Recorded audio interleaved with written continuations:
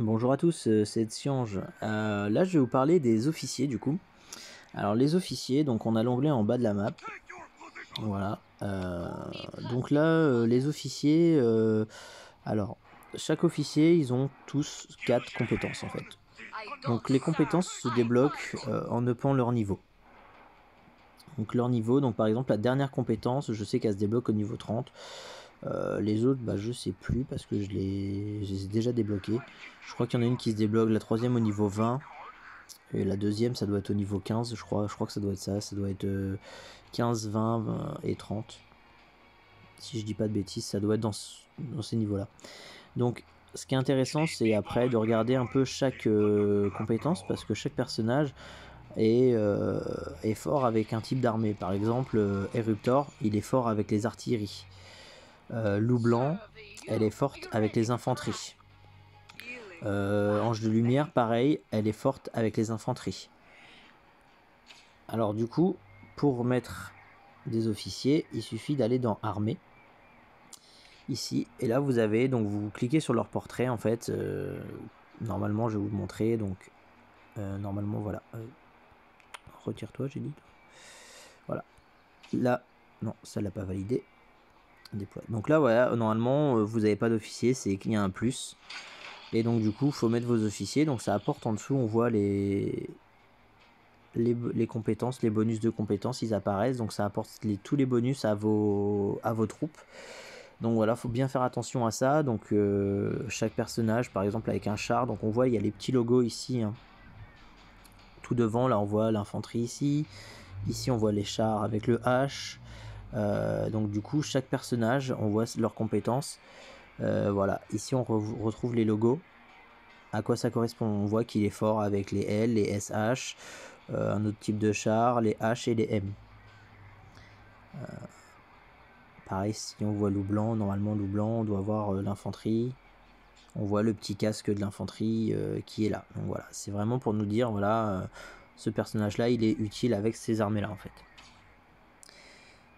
Alors un autre point, donc pour monter l'XP de vos personnages, je vais vous faire voir ici.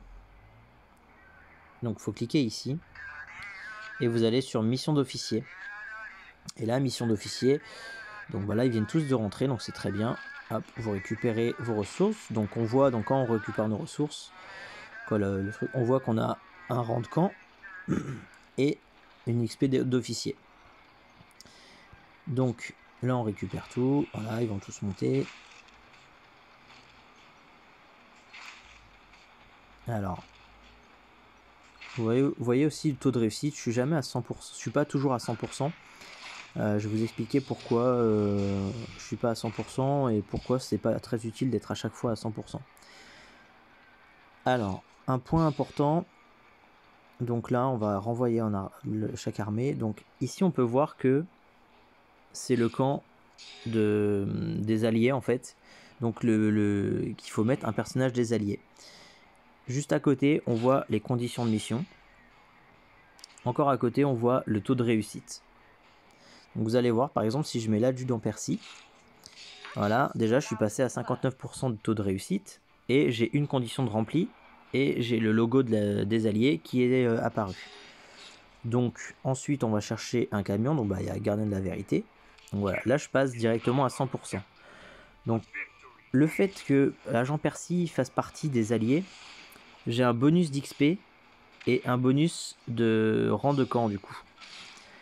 Et vous allez voir que après, je vais vous faire voir que si on met pas les personnages qu'il faut, on n'a pas ces bonus là. Donc je vais renvoyer donc ici, hop, on va mettre le blanc. Et on va mettre le serment. Voilà.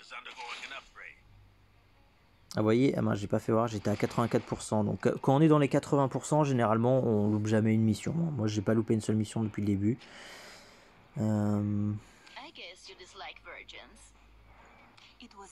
Voilà. Donc faites en sorte à la fin de garder un personnage de chaque faction différente. Parce que là vous avez des missions en fait où ils partent en double et des missions où il faut qu'un seul officier. Et là par exemple, on voit que la condition, il me faut, on voit que Ruptor et Renard des Montagnes remplissent la condition. Mais si je les mets, j'ai juste un taux de réussite à 100%. J'ai aucun bonus, que ça soit au niveau de l'XP et au niveau du rang du camp, j'ai aucun bonus. Alors du coup, ce que je vous conseille de faire, c'est de mettre l'agent de lumière, qui fait partie du coup des alliés. Donc on voit qu'ici ça s'allumait. Et là, j'ai mon bonus d'XP et mon bonus de rang du camp. Je suis qu'à 84%, mais c'est pas gênant, comme je vous disais, parce que généralement, même à 82, 83%, ça passe, vous réussirez la mission quand même, il n'y a pas de problème. Donc voilà, donc pareil ici, hop. Voyez, on n'est pas à 100%, mais c'est pas grave, il faut profiter des bonus d'XP qu'ils vous donnent. Ça permet de up vos persos plus rapidement en fait. Ensuite, alors du coup, je vous ai parlé du rang de camp. Donc là, il faut aller dans système, tout en bas à droite, il y a système. Et vous avez rang du camp qui apparaît. Donc au tout début, ça apparaît pas tout de suite. Je sais plus à partir de quel niveau ça a apparu. Et donc en fait, le rang du camp, ça donne des bonus. Donc quand vous montez, donc moi là, je suis amélioré au niveau 2. Donc au niveau 1, j'ai eu le système de puissance de feu. Donc toutes mes armées qui font partie des divisions avant-garde. Non, qui font... Oui, c'est une division avant-garde. Ça a augmenté leur puissance de feu des unités déployées de 0,5% au niveau 1. Vu que je suis passé au niveau 2, j'ai débloqué le Blitzkrieg. Donc qui augmente pareil les dommages de 3%, la résistance de 3% quand 2 unités de division avant-garde sont déployées. Donc après il faut, voilà, faut jouer ces petits bonus pour améliorer son armée. Par exemple ils disent que 2 unités d'avant-garde.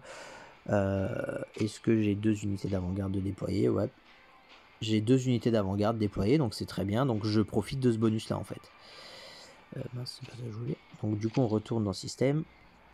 Et donc vous pouvez cliquer donc à droite. Donc là pareil il y a le camp de liberté, donc les alliés. Eux voilà. Quand il y a 2 unités de débloquer, donc je les ai aussi. Ça augmente les dommages et tout ça. Et là aussi normalement je dois pas l'avoir parce que j'ai qu'une unité du coup. Quand il y a 2 unités déployées, ça augmente aussi les dommages. Mais vu que j'ai qu'une seule unité comme ça, voilà, on peut voir, j'ai qu'une unité rouge, donc je n'ai pas le bonus. Mais du coup, c'est assez intéressant en fait, parce que l'XP de camp, bah, elle augmente ces bonus-là, et ça apporte des petits bonus en combat, assez intéressant finalement. Donc voilà l'utilité des officiers. Dans une prochaine vidéo, je vous parlerai un peu plus en détail des armées, de comment améliorer son armée et tout ça. Voilà. À bientôt.